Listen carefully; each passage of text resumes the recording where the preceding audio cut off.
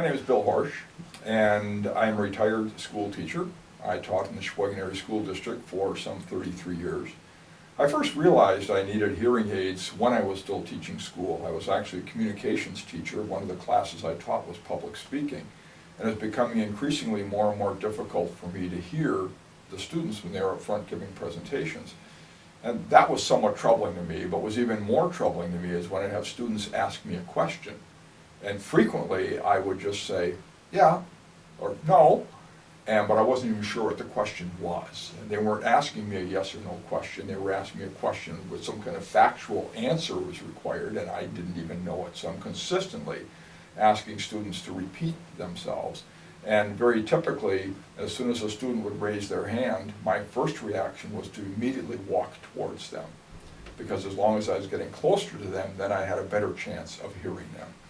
And I thought I needed hearing aids. I figured I needed hearing aids, and it was at that point in my life, I think I had 2 years of my teaching career left, so that would have been about 9 years ago. I came to see Sue, and there was no doubt in my mind as to where to go, only because of Sue's reputation. And I'd known of her and known her a little bit prior to my getting hearing aids. So there was no doubt in my mind as to where I was going to go, at least for an initial visit, to try to get fit with hearing aids. So I met Sue, and she put me in the egg and gave me my hearing test, and found out that I definitely had hearing loss. Both ears pretty much equal. It wasn't one ear more than the other. Both were pretty equal. And then to me the really interesting part was when she brought my wife in and recorded my wife's voice and found out that there were certain pitches and tones in her voice that were matched identically to the pitches and tones that I was having trouble hearing. So that was my first set of hearing aids, which were great. Made my last couple years of teaching fantastic.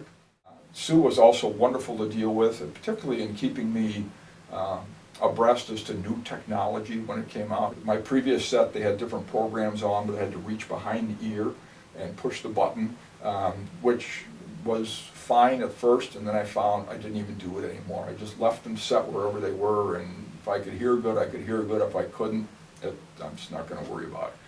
Where these, I actually have a remote control for them.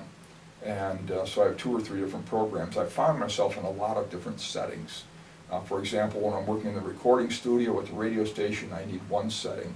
I do public address announcing at sporting events where it's tremendously loud, and then I have another setting. With these hearing aids, the remote control enables me just to take the volume up and down with a touch of a button, which is fantastic when I get in these really noisy environments. And the other thing I really like about these hearing aids is Sue gave me a little device that hooks up to my television.